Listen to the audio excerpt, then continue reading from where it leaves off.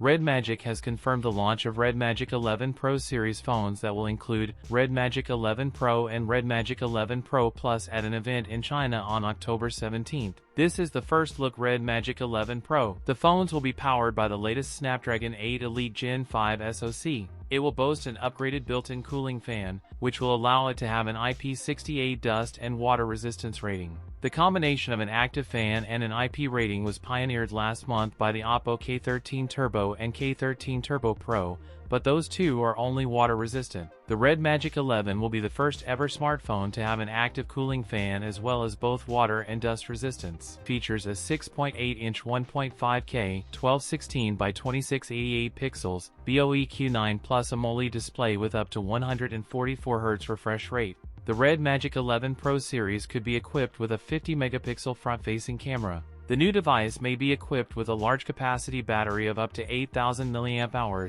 It is also said to include a top-end touch control chip aimed at improving responsiveness in gaming scenarios, with 120W charging support, which will completely solve the endurance anxiety of heavy gaming players. That's it for today's video. If you enjoyed it, don't forget to like, comment, and subscribe for more content. Thanks for watching, and I'll see you in the next one.